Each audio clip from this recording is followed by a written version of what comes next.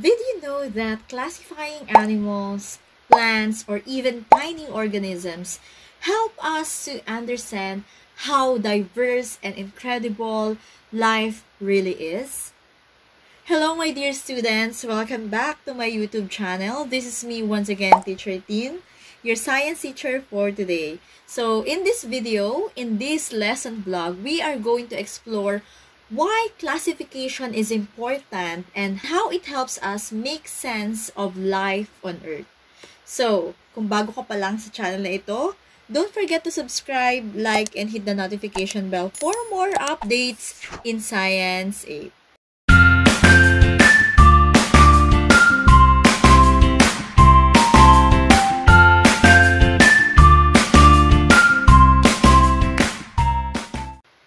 Hello, my dear students. So welcome back again with another vlog. And for today's lesson, we are going to discuss about the biodiversity or the six kingdom classification. And at the end of this lesson, you will be able to know and explain the concept of species, classify organisms using the hierarchical taxonomic system.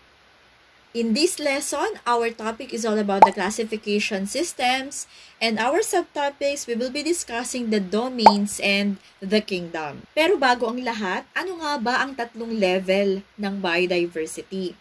So, pag sinabi nating biodiversity, di ba, bio means life, diverse, madami. When we say biodiversity, this is a short term for biological diversity, which refers to the variety of all living things on Earth. And this includes the plants, the animals, the fungi, the microorganisms, and even the ecosystem they live in. So, talagang madami. And of course, tatanungin ko kayo, ano ba yung three main levels ng biodiversity? So, meron tayong tatlo. We have the genetic diversity, species diversity, and of course, the ecosystem diversity. So, ano ang pagkakaiba ng tatlong to? Species diversity, so it refers to the numbers and kinds of living organisms. Genetic diversity, it refers to the genetic variation within a population of species. And of course, the ecosystem, that's the variety of habitats, biological communities, and ecological processes that occur in the biosphere. So, makikita natin, class, na kapag sa species, ang tinutukoy natin dito is yung iba't ibang uri or klase ng hayop or kung ano mang nabubuhay na organism dito sa ating mundo.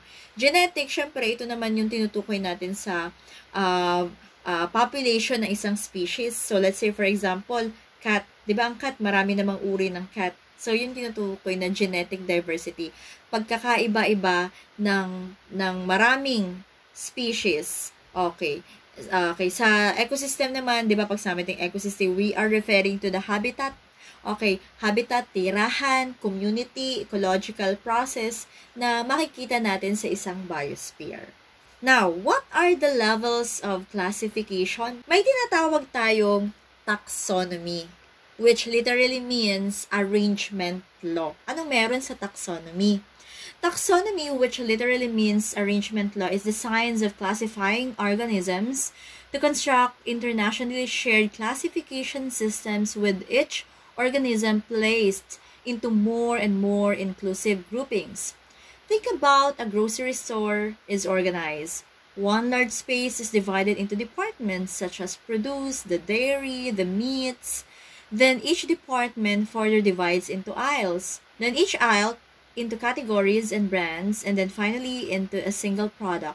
This organization from larger to smaller, more specific categories is called hierarchical system.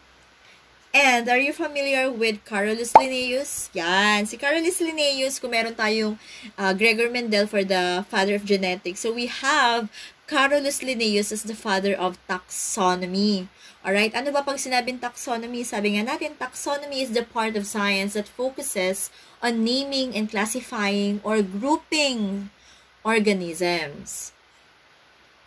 And sa classification of system, meron tayong 8. Okay, so first, we have here meron tayong domain. Okay, the kingdom, phylum, class, order, family, genus, and species. So, yung nakikita nyo picture dito, this is animal, yeah? So, it includes in the animal kingdom. So, example nito, so ito ay tinatawag nating Vulpes vulpes. So, that's the scientific name of this animal. So, it belongs to domain Eukarya, kingdom Animalia, phylum Chordata, class Mammalia, order Carnivora, family Carnidae, at ang genus niya is Vulpes, and ang species niya is Vulpes. So, sa scientific name niyan is Vulpes vulpes. Now, unahin natin yung domain. So, a domain in biological classification is the highest taxonomic rank which groups organisms based on fundamental differences in their cellular and genetic structure. Kanina, di ba, pinakita ko sa inyo yung triangle or pyramid na pinakamataas dyan yung domain. So, kumbaga, kunwari, ikaw, tinatanong ko, saan ka nakatira? Di ba, syempre sasabihin mo yung specific, pero yung pinaka, nasaan tayo? Nasa solar system tayo. Parang yun yung pinaka-domain. Tapos kapag pumunta ka pa sa pinaka-specific, so pupunta siya sa kingdom, anong kingdom? O, nasaan sa solar system? Nasa Earth. So, sa Earth, nasang part ng Earth? Nasa Asia. Sa Asia, nasang part ng Asia? Nasa Philippines. Saang part ng Philippines? Nasa Region 4A, or nasa Luzon pala muna. And then, nasaan sa Luzon? Nasa Region 4A. Saan sa Region 4A? Nasa Quezon. Saan sa Quezon? Nasa Lucena. Saan sa Lucena? Yun, hanggang sa maging very specific. Parang ganun yung tinatawag natin sa classification system. So, kumbaga ginugroup yung mga animals, yung mga organism, based sa fundamental differences. Kumbaga, dito, ang domain, siya yung pinakamataas na level. And ang domain, meron tayong 3 domain. So, bacteria, archaea, and of course, the eukarya. Ano nga ulit yung 3? Bacteria, archaea, and eukarya. Pero bago yun, meron kasi tayong tinatawag na prokaryotes at saka ang eukaryotes. Prokaryotes, tingnan nyo ang picture na ito. So, makikita nyo dito, so ayan, meron tayong, yan yung pagkakaiba ng prokaryotes sa eukaryotes, di ba? Anong pagkakaiba nila? So, eukaryotes, these materials are enclosed in a membrane, while with prokaryotes, they are not. When we say eukaryotes, it's a lot of eukaryotes are multicellular, thus are larger in size because of the greater number of cells their bodies contain. Sa prokaryotes naman, most prokaryotes are tiny and unicellular, thus are referred to microorganisms. Alright. So, pag sinabi nating prokaryotes, it refers to the microorganisms. Ibig sabihin, ito yung mga bagay na hindi natin kayang tingnan using our naked eye. Kinakailangan pa natin ng microscope kasi most of the microorganisms are microscopic. Unicellular, hindi natin kayang tingnan using our naked eye. Pero ang eukaryotes, these are multicellular na nakikita agad natin. Example ng mga eukaryotes. Ito po yung tayo. We are example of eukaryotes. Animals, plants. Pero pag prokaryotes, ito yung mga bakterya. O diba, pag humawa ka sa maduming bagay, kita mo ba yung bakterya sa kamay mo? Hindi. Kasi sila unicellular, they are microorganisms. The viruses, the bacteria, yun po ay prokaryotic. Naintindihan. Now, balikan natin ang 3 types ng domain. The bacteria, archaea, and eukarya. Pag sinabi nating bacteria, unicellular prokaryotes with peptidoglycan in their cell walls. While archaea, they are unicellular prokaryotes that live in extreme environments, cell walls that do not contain peptidoglycan. And of course, the eukarya, all organisms with eukaryotic cells with a nucleus, including plants, animals, fungi, and protists. So, when it comes to eukarya, okay, so meron tong 4 na kingdom. At ano naman po yung tinatawag nating kingdom? So, kingdom, this is a biological classification, is one of the highest taxonomic ranks, just below the domain and used to group together all forms of life that share fundamental structural and functional characteristics. Kingdom, yan ang sumunod sa domain. After ng domain, ika-categorize natin as kingdom. Kunwari, ang animal, kunwari ang dog. So, siya ay kabilang sa domain na Eukarya kasi siya ay eukaryotic. So sa kingdom naman kabilang ang dog or ang cat, kabilang siya sa kingdom Animalia dahil sila ay mga hayop. Okay, so when we say kingdom, meron tayong 6 na kingdom. Ano-ano yon? Kingdom Archaea, Kingdom Bacteria, Kingdom Protista, Kingdom Fungi, Kingdom Plantae, and Kingdom Animalia. Siyempre, sa Archaea, ayan, Kingdom Archaea, Bacteria, so yan yung mga unicellular. Ibig sabihin, sila yung mga kabilang sa domain Prokarya. Ano po mga so bago tayo ulit sa mga kingdom, isa-isahin muna natin yung mga levels ng classification. After ng kingdom, susundan ito ng phylum. Sa phylum, this is a classification level beneath kingdom and groups together organisms with similar body plans or structures, allowing scientists to further categorize and study different types of living things. So, example ng phylum, ito, phylum Echinodermata. Okay, yan yung parang mga kagaya ng starfish. Yan. Alright. So, phylum Chordata. Ayan. Kagaya ng mga birds. Okay, kagaya ng mga rabbit, whale, fish, frog.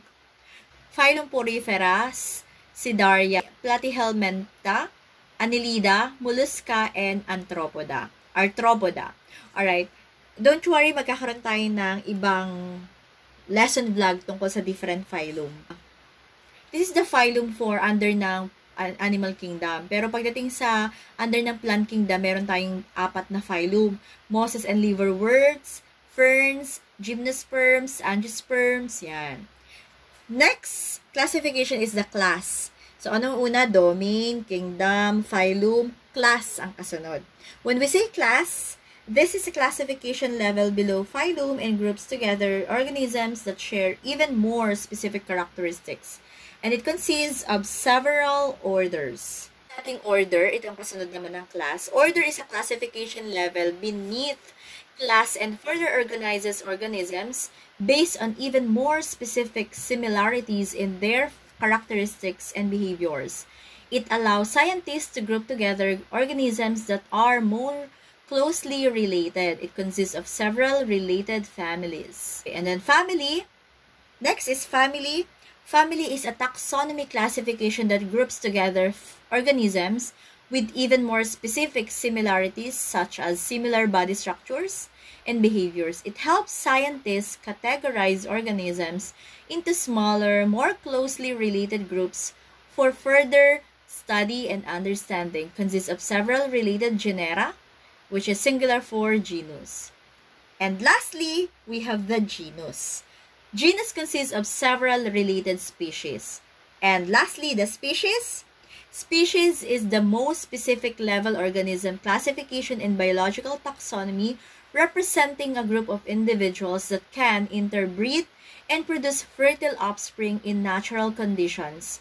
Members of a species share common characteristics and genetic similarities. Ngayon, may tinatawag din tayong scientific name.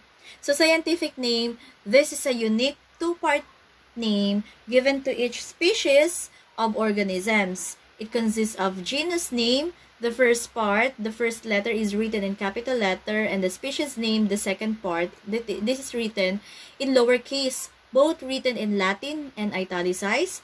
These naming systems, known as binomial nomenclature, allow scientists worldwide to communicate effectively about specific organisms. Alam nyo ba, class, na ang scientific name, ginagamit kasi ito ng mga scientists kapag nag-aaral sila ng isang specific organism. Why are they not using the common name? Alright, bakit hindi sila gumagamit ng common name? Kasi may mga places kasi sa iba't ibang lugar na parehas yung common name pero magkaibang organism pala. So kapag ginamit nila yung common name, pwedeng magkaroon ng confusion sa mga nakakausap nilang scientists. Let's say, for example, pinag-aaralan natin is yung Canis familiaris, which is, common name niya is dog. So, pwedeng yung dog pala sa Philippines ay aso, dog. Tapos, sa ibang bansa, yung dog naman pala ay kunwari ay sibuyas. Okay, that is just an example. So, kumbaga, common name kasi, may magkakaparehas na common name na magkaibang organism. Pero kung ang gagamitin nila is scientific name, walang kalituhan doon dahil ang scientific name ay original. Pag sinabi natin Canis familiaris, which is the scientific name of dog, they are just referring to the dog, which is the Canis familiaris. Alright, so those are the 6 kingdom classification. And for our next vlog, i-discuss naman natin ang iba't ibang type ng kingdom. Different classifications of kingdom. Di ba may 6 nga tayong kingdom? Kingdom Archaea, Bacteria, Protista, Plantae or Plant Kingdom, the Animal Kingdom, and Kingdom Fungi. This is the end of our lesson vlog for this topic. So, if you want something to discuss in our YouTube channel, just leave your comment below. Pupusuan natin yan at i-discuss natin yan. Thank you for watching. I hope you stay tuned on this channel. Please, mag-subscribe kayo. Kung bago ka pa lang sa channel na ito, huwag kalimutang mag-subscribe, like, and hit the notification bell for more updates in Science 8. Pag nag-subscribe ka, siguradong pasado ka lagi sa exam. Yo! This is me once again, Teacher Tin, your science teacher for today. Bye!